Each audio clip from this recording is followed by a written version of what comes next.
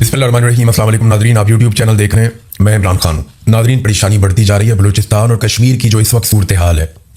इन्हें अंदाज़ा भी नहीं है पाकिस्तान की एस्टेब्लिशमेंट को कि ये किस आग के साथ खेल रहे हैं। ना इन्हें तारीख का इदराक है, ना ये इन लोगों के बारे में जानते हैं और ना इन्हें लोगों के शऊर का इस वक्त अंदाज़ा है। लोग किसी और तरह निकल गए हैं, वो कुछ और सोच रहे हैं, जबकि ये बहुत पीछे रह गए, 40 साल 50 साल पीछे। ना इनसे अब बयानिया बन रहा है और ना चीज़ें इनके कंट्रोल में आ रही हैं। एक बहुत बड़ा फेलियर इनके सामने आकर खड़ा है और ये किसी और पर मलबा भी नहीं डाल सकते। यानी मलबा किस पे डालेंगे? मैं आपको बताने वाला हूं कि DGISPR की जो मुलाकात हुई आज से चंद दिन पहले सहाफ़ियों के साथ, उसमें से मैंने आज कुछ खबरें निकाली। ये बिल्कुल ऑफ द रिकॉर्ड मुलाकात थी। उसमें DGISPR ने सहाफ़ियों पर दबाव डाला कि फलानी फलानी चीज़ें आपने करनी है, और सहाफ़ियों ने उसके हवाले से सवालात किए। कुछ सवालात बड़े सख्त भी हुए और DGISPR के पास उनका कोई जवाब नहीं था। अब मैं आपके सामने रखूंगा कि सहाफ़ियों के साथ DGISPR की क्या बातचीत हुई और किस तरीके से बातचीत हुई। एक तो DGISPR ने सहाफ़ियों को यह हुक्म जारी किया कि आप भारत के खिलाफ जितना ज़्यादा हो सके वो आप अपने मीडिया को कवरेज दें। यानी जितनी ज़्यादा भारत के मामलों पे आप कवरेज कर सकते हैं आप कवरेज करें। और DGISPR ने जो दावा किया वो ये था कि भारत बहुत जल्दी टुकड़े टुकड़े होने जा रहा है।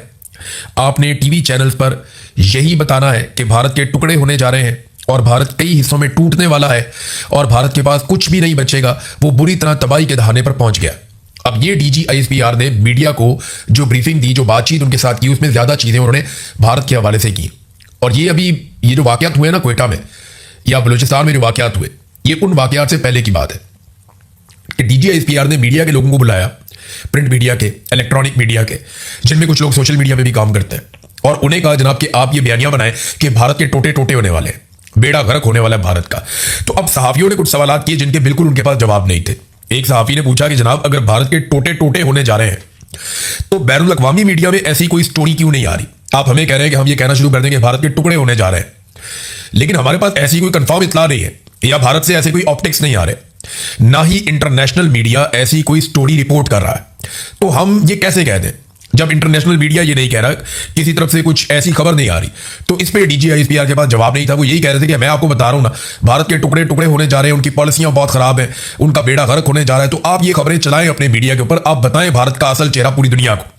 ये वो बार बार कह रहे थे। एक सहाफ़ी ने वहां पर, गालिबन ये कोई प्रिंट मीडिया के जर्नलिस्ट हैं, उन्होंने कहा जनाब कि टीवी चैनल्स तो टके टोकरी हो गए हैं पाकिस्तान में और मीडिया की अहमियत खत्म हो गई है। सोशल मीडिया के ऊपर अगर आप बात करते हैं तो भारत जो है उसको महदूद कर देता है, रिपोर्ट भी करता है। तो यहां अब आप अपना बयानिया कैसे चलाएंगे? मीडिया की तो क्रेडिबिलिटी खत्म हो गई। पाकिस्तान के मीडिया को तो आप सुनते ही नहीं, हम अपनी मर्जी से कोई खबर दे ही नहीं सकते। तो जब हम ये खबरें देंगे तो लोग इनका असर ही नहीं लेंगे। जब ये कहा गया तो DGISPR ने कहा जी आपको सिर्फ अपनी फिक्र रहती है, आप कुर्बान कर दें अपने चैनल्स और आप पाकिस्तान की खातिर इतना नहीं कर सकते, तो आपको भारत के खिलाफ बात करने में क्या प्रॉब्लम है? तो वो और तरफ ले गए मामले को, जबकि कहा यह गया था कि आपने तो मीडिया को तबाह बर्बाद कर दिया, मीडिया की तो क्रेडिबिलिटी खत्म हो गई, इंटरनेशनल मीडिया में यह खबर चल नहीं रही कि भारत के टुकड़े होने जा रहे हैं। तो आप हमें यह कह रहे हैं कि हम ये खबर चला देंगे भारत के टुकड़े होने जा रहे हैं, हालांकि हमारी तो क्रेडिबिलिटी पहले ही खत्म है। हम तो किसी और बैनुल अक़वामी मीडिया को कोट भी नहीं कर सकते इस मामले में। फिर एक सवाल किया गया, लेकिन DGISPR ने पहले इससे एक जो है वो दावा किया। उन्होंने कहा कि सिंध तास मुआहदे पर हम कोई कंप्रोमाइज नहीं करेंगे और ठोक देंगे, मौका आएगा हम ठोक देंगे, हम अपना पानी भारत को नहीं देंगे। इस पे एक सहाफ़ी ने पूछा कि जनाब आप बताएं कि आप करेंगे क्या? भारत ने आपका पानी रोक लिया है, इस वक्त रोका हुआ है, आप भाग दौड़ कर रहे हैं, तो आप करेंगे क्या? क्या आप भारत पे हमला करेंगे पानी छुड़वाने के लिए? तो DGISPR ने इसका कोई जवाब नहीं दिया। वो इसका कोई तसल्ली बख्श जवाब नहीं दे पाए कि भारत पे हमला करेंगे या पानी को जबरदस्ती छुड़वाएंगे या नहीं छुड़वाएंगे। फिर एक और सवाल किया गया कि जनाब आप ये कहते हैं कि भारत टुकड़ों में तकसीम होने जा रहा है, अगर एक मुल्क टुकड़ों में तकसीम होने जा रहा है, वो टूट रहा है, तो फिर आप उसके साथ इस वक्त जो ट्रैक टू डिप्लोमेसी है वो क्यों कर रहे हैं? ये मैं आपको बता देता हूं कि पाकिस्तान इस वक्त भारत के साथ डिप्लोमेसी कर रहा है। ट्रैक टू डिप्लोमेसी के राउंड्स भी हो चुके हैं 2-3, और ये भारतीय मीडिया में रिपोर्ट भी हो रहा है, पाकिस्तानी मीडिया में भी, और मुख्तलिफ जगहों पे इंटरनेशनली ये रिपोर्ट हो रहा है। और पाकिस्तान ने इसकी कहीं पे कोई तरदीद नहीं की। किसी जगह पे पाकिस्तान की सरकार से जब सवाल किया गया, बैनुल अक़वामी मीडिया ने किया कि जनाब ट्रैक टू डिप्लोमेसी चल रही है, तो पाकिस्तान ने उसकी तरदीद नहीं की। जो खबरें बैनुल अक़वामी मीडिया में आई उनमें भी पाकिस्तान की हुकूमत ने इस बात की तरदीद नहीं की कि बैकडोर चैनल से पाकिस्तान के भारत के साथ इस वक्त राब्ते जारी हैं और डिप्लोमेसी की जा रही है कि पानी हमारा छोड़ दें। मैं इसके हक में होना चाहिए राब्ता, पानी अपना छुड़वाना चाहिए। लेकिन अगर एक मुल्क के टुकड़े होने जा रहे हैं और बहुत जल्दी वो मुल्क टूटने जा रहा है, तो ऐसे मुल्क जिसके टुकड़े होने जा रहे हैं उससे फिर आपको राब्ता करने का फायदा क्या? आप उसके साथ ट्रैक टू डिप्लोमेसी क्यों करते हैं? तो DGISPR के पास इस सवाल का भी कोई जवाब नहीं था। फिर एक और सवाल पूछा गया, जनाब अगर तो भारत के टुकड़े होने जा रहे हैं तो वो दुनिया भर के ममालिक के साथ इतने बड़े बड़े मुआहदे कर रहा है, जापान के साथ, अमेरिका के साथ और यूरोप के साथ। अभी यूरोपीय यूनियन के पास गया, वहां पे बहुत बड़ा मुआहदा करके आया, जर्मनी के साथ उन्होंने किया। तो भारत दुनिया भर के साथ बड़े बड़े मुआहदे कर रहा है और बैनुल अक़वामी तमाम कॉन्फ्रेंसिस के अंदर वो शामिल हो रहा है। आप कह रहे हैं उसके टुकड़े होने जा रहे हैं, तो उन ममालिक को नहीं पता इसके बारे में? इसका भी DGISPR कोई तसल्ली बख्श जवाब नहीं दे पाए, लेकिन वो बज़िद थे कि बस आप भारत के ऊपर चढ़ाई कर दें सारे मिलकर, और पाकिस्तानी मीडिया जो है वो भारत के खिलाफ खबरें चलाए जिनका सर पांव भी नहीं है। इसी तरह मीडिया की क्रेडिबिलिटी खत्म हो जाती है। आपने भारत के मीडिया को देखा, वो कैसी कैसी खबरें चला देता। उन्होंने तो कराची फतह कर दिया था, वो तो पता नहीं क्या कुछ कर गए थे जंग के दिनों में, तो उनकी क्रेडिबिलिटी कितनी फारे हुई। भारत के अंदर उनका मीडिया मजाक बनकर रह गया। उनके अपने सोशल मीडिया पे लोगों ने जोक्स बना दिए, मीम्स बना दिए। पाकिस्तान के अंदर भी कोई ऐसे नमूने थे, लेकिन शुक्र है वो कम थे, भारत में तो बहुत ज्यादा थे। तो फिर एक और सवाल किया गया, क्योंकि यहां पे ना DGISPR ने कहा जो कुछ कश्मीर में हो रहा है, ये मैं आजाद कश्मीर की बात कर रहा हूं, मकबूजा कश्मीर की नहीं कर रहा। DGISPR ने कहा कि जो कुछ कश्मीर में हो रहा है और जो कुछ बलूचिस्तान में हो रहा है, इसके पीछे भी भारत है और हमें ये पता है। तो इस पे सहाफियों ने यह सवाल किया कि अगर ये भारत करवा रहा है तो फिर आपने ज्वाइंट अवामी एक्शन कमेटी के लोगों से मुआहदे क्यों किए? और दूसरा ये भी कहा गया कि जैसे अंसार बासी साहब ने एक स्टोरी भी की थी कि जनाब आपको सबूत मिल गए हैं, ऐसी कॉल्स आपको मिल गई, आपने बहुत सारा कुछ ऐसा ट्रेस कर लिया है जिससे पता चल गया कि भारत मुलव्विस है ज्वाइंट अवामी एक्शन कमेटी के साथ। तो फिर वो सारा कुछ कहां है? आपने अभी तक क्या किया? वो कॉल्स किधर है जो आपने पकड़ी है? क्योंकि बयानिया तो वहां चल रहा है। आज भी आजाद कश्मीर के लोग इकट्ठे होकर हजारों की तादाद में सड़कों पर बैठे हुए धरने देकर, और ये वाहिद इलाका है हमारे पूरे पाकिस्तान में जिसकी खुराक बंद की हुई है। दुनिया में बहुत कम एरियाज ऐसे हैं। गजा एक ऐसा इलाका है जिसकी खुराक बंद है, और वहां पे खुराक और मेडिसिन नहीं जाने देते गजा में।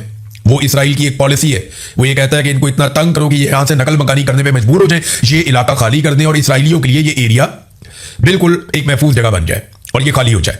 फिर वहां पे डोनाल्ड ट्रंप का बहुत बड़े बड़े जो है वो रिजॉर्ट्स बनाने का प्रोग्राम है, बहुत जबरदस्त किस्म के वो सैरगाहें वहां पे बनाना चाहता है, दुनिया की बेहतरीन वहां पे फैसिलिटीज लाके वो चाहता है कि अमीर तरीन लोग जो है वो अय्याशी के लिए वहां पे गजा में जाया करें। और वो ये चाहते हैं कि जो गजा के लोग हैं उन्हें मुख्तलिफ ममालिक में बांट दिया जाए। मुसलमान ममालिक जिम्मेदारी लें, कोई 2-4 लाख कहीं चले जाए, 1-2 लाख कहीं चले जाए, 50,000 कहीं चले जाए, तो अलग अलग मुल्कों में इनको तकसीम कर दिया जाए गजा के लोगों को। ये वो चाहते हैं। तो उसके लिए वो वहां पे दवाइयों को भी रोकते हैं और खुराक को भी रोकते हैं। अब कश्मीर के अंदर भी जो सड़कें कश्मीर में जा रही हैं उन पे अगर आप ट्रैवल करें, इस वक्त बहुत सारे मुसाफिर जो वहां से जाते हैं उन्होंने वीडियोस बनाकर हमें भेजी।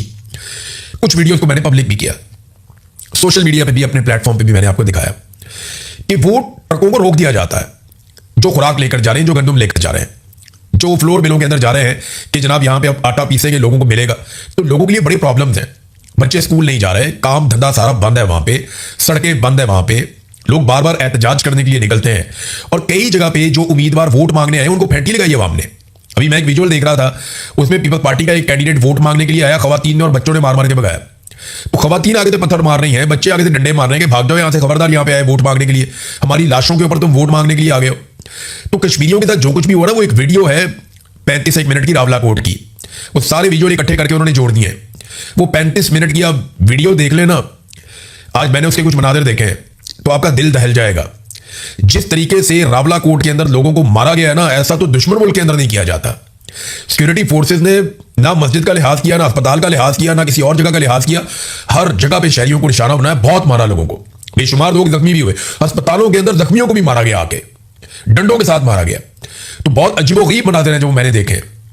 मैंने भी वो पूरी वीडियो नहीं देखी, मेरी हिम्मत नहीं पड़ रही थी कि इस तरह से हो सकता है कि अपने ही लोगों को ऐसे मारा जाए, ऐसी उनके साथ ज्यादती की जाए।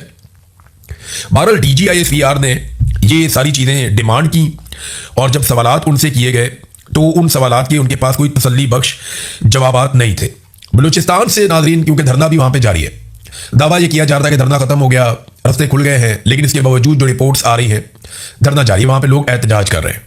एहतजाज किस लिए कर रहे हैं? वो ये कहते हैं कि हमें दुश्मन ने नहीं मारा, हमें अपनों ने मरवाया है। वो ये कहते हैं कि हमें प्लानिंग के तहत मरवाया गया ताकि जो मकामी अफराद हैं वो जगह बुलाएं, वो बहुत बड़े बड़े अपने कबायली फोर्सेस तैयार करें, और वो हथियारबंद होकर बंदूकें उठाकर TTP के साथ और रियासत जिसकी तरफ इशारा करे वो उसके साथ लड़ पड़े। तो इसलिए ये सारा एक मामला होने दिया गया। अब वो इस बात के ऊपर पूरी तरह से कन्विंस्ड हैं। वो ये कहते हैं बलूचिस्तान के लोग कि ये जो हमारे बच्चे या हमारे जो नौजवान शहीद हुए हैं, ये दुश्मन ने शहीद नहीं किए, ये हमारे अपनों ने शहीद करवाए हैं। इन्हें ऐसा किया गया कि बांध के हवाले कर दिया गया कि मार लो। 5 घंटे तक वो मदद मांगते रहे और 15 मिनट की दूरी के ऊपर मदद थी। मदद उनको 5 घंटे तक नहीं मिली और उनको नजर आ रहा था कि वो अब शहीद हो जाएंगे। और उनके लवाकिन ने इंटरव्यूज दिए, वो बताते हैं जनाब वो हमारे साथ राब्ते में थे। तो बलूचिस्तान के मामले में ना इस वक्त बहुत हसास हो गई है पाकिस्तान की मिलिट्री एस्टेब्लिशमेंट।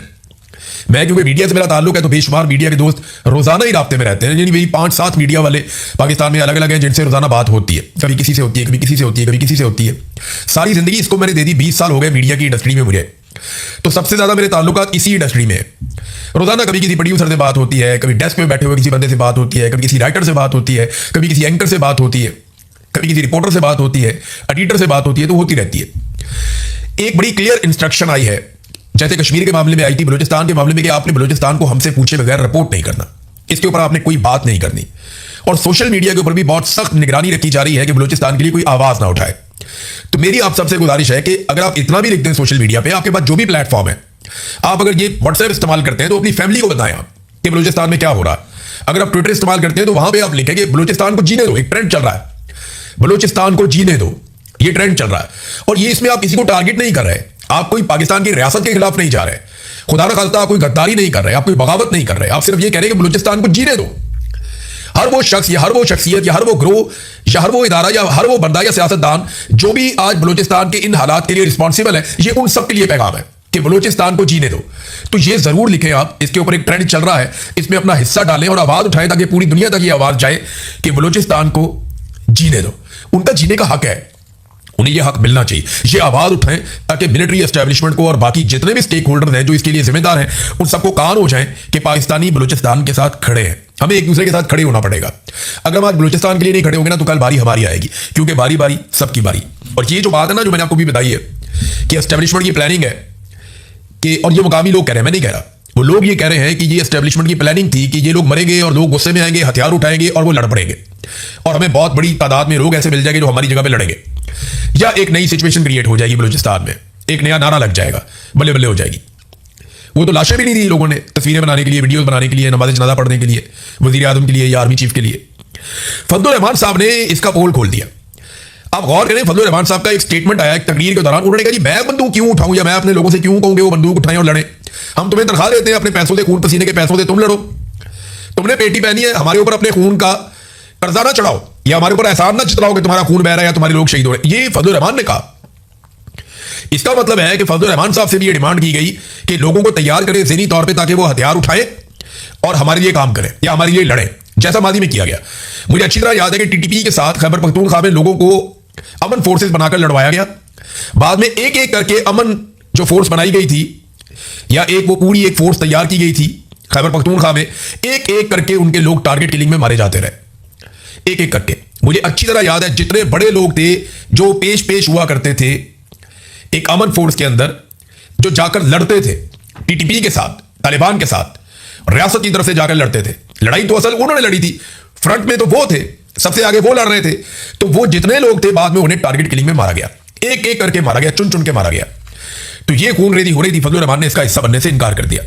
देखिए पिछले 72 घंटों में जो वीडियोज रिलीज हुई है ना, टीटीपी की जानिब से या बीएलए की जानिब से, बलूचिस्तान लिबरेशन आर्मी है और एक टीटीपी है, इनकी जानिब से जो वीडियोज जारी की गई हैं वो ये बता रही हैं कि मुस्तकबिल कोई अच्छा नहीं है और दहशतगर्दी बहुत ज्यादा बढ़ती चली जाएगी।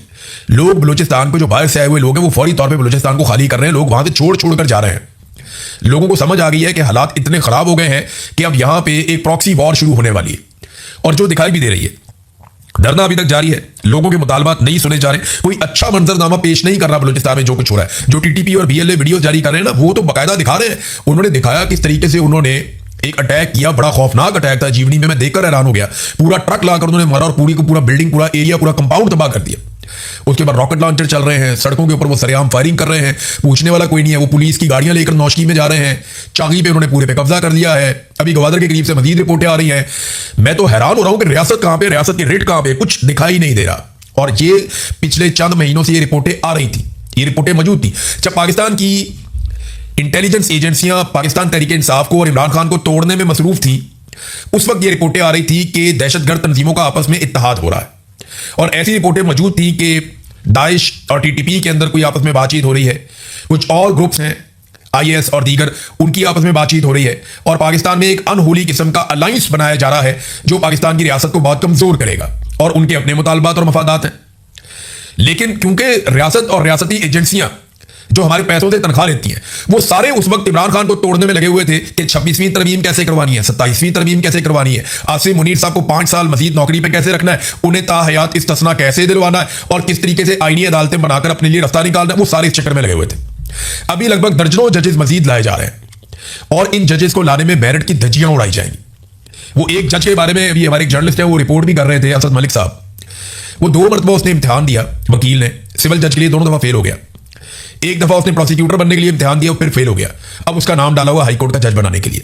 तो ये ऐसे बंदों को लेकर आएंगे जिनके जरिए से ये अपने काम निकलवाएंगे। जितने नालायक जज पहले लाए गए हैं, अगर मजीद ऐसे ही जज लाए जाएंगे तो पाकिस्तान इसकी कीमत चुकाएगा। एस्टेब्लिशमेंट के तो छोटे मोटे काम है, वो तो निकलवाते रहेंगे इन जजों से, लेकिन आप ये देखिएगा कि कंप्रोमाइज जजेस जब आएंगे तो इसका पाकिस्तान को और पाकिस्तान के निज़ाम इंसाफ को कितना बड़ा नुकसान होगा आप सोच भी नहीं सकते। अब नाज़रीन आ जाए एक और चीज जो अलीमा खान साहिबा के बारे में है, उस पर हम जरूर बात करेंगे। अलीमा खानम ने निकलने का फैसला किया, एक नई तहरीक जन्म ले रही है पाकिस्तान तहरीक इंसाफ के अंदर, और एक एनर्जी आ रही है कि ठीक है, कम से कम एक ऐसी शख्सियत है जिसके बारे में हमें यह पता है सबको कि ये इमरान खान को धोखा नहीं देगी, उसकी पीठ में छुरा नहीं घोंपेगी, और इसके अपने कोई सियासी मफादात भी नहीं है। ना इसने मिनिस्टर बनना है, ना इसने वज़ीर आज़म बनना है, ना इसने वज़ीर आला बनना है, इसका कोई ताल्लुक ही नहीं है इसके साथ। वो अपने भाई के लिए पहले भी आई थी, वो अपने भाई के लिए फिर आ गई। मुशर्रफ के दौर में जब इमरान खान साहब के साथ ज्यादती की गई थी, तब भी इमरान खान तब की बहनें निकली थी, उन्हें गिरफ्तार भी किया गया था। तो ये वो बहनों के तौर पर सामने आई है, माजी में भी आती रही हैं बहनें, बीवियां, रिश्तेदार, बेटियां, ये निकलकर एहतजाज करते रहे और अब वो दोबारा से इस तहरीक को चला रही हैं और लोग उनको बहुत अच्छा रिस्पॉन्ड कर रहे हैं। जिन लोगों ने थोड़ी बहुत तनकीद की उन लोगों को सफाइयां देनी पड़ गई, क्योंकि धोकर रख दिया पाकिस्तान तहरीक इंसाफ के सोशल मीडिया ने या ओवरऑल सोशल मीडिया ने इसके ऊपर बहुत जबरदस्त और खौफनाक रिएक्शन भी दिया। अब अलीमा खानम को अगर ना रोक पाई एस्टेब्लिशमेंट तो ये एक तहरीक बहुत बड़ी बन जाएगी और एस्टेब्लिशमेंट पे दबाव बनेगा। फेलियर तो इनका बहुत बड़ा हो गया, इन्हें समझ नहीं आ रही कि ये मुद्दा किसके ऊपर डालें, क्योंकि पौने 2 साल से पाकिस्तान तहरीक इंसाफ ने कोई बड़ा एहतजाज नहीं किया, वो निकले नहीं एहतजाज करने के लिए, तो फी हैंड है हुकूमत को, जबकि कोई ऐसी रुकावट इनके रास्ते में नहीं थी। डोनाल्ड ट्रंप का बूट भी इनके गले में लटका हुआ था, तो किसी किस्म की रुकावट नहीं थी कि ये तरक्की ना कर पाते, लेकिन इतना बड़ा फेलियर हुआ कि दहशतगर्दी में पाकिस्तान सबसे नंबर 1 पे आ गया। पासपोर्ट पाकिस्तान का इन्होंने बेड़ा गर्क करके रख दिया, सरमायाकारी पाकिस्तान से 100 अरब इन्होंने लेकर आ रहे थे, $100 अरब पाकिस्तान से निकल गया, महंगाई अपने अरूज पे पहुंच गई, बेरोजगारी और गुर्बत में इजाफा हो गया। कोई एक चीज भी पाकिस्तान में बेहतर नहीं हुई, बल्कि पाकिस्तान में कर्जों के नए रिकॉर्ड इन्होंने कायम कर दिए। अब अगर आप प्लस और माइनस करें तो सारा माइनस ही माइनस है, प्लस है कुछ नहीं।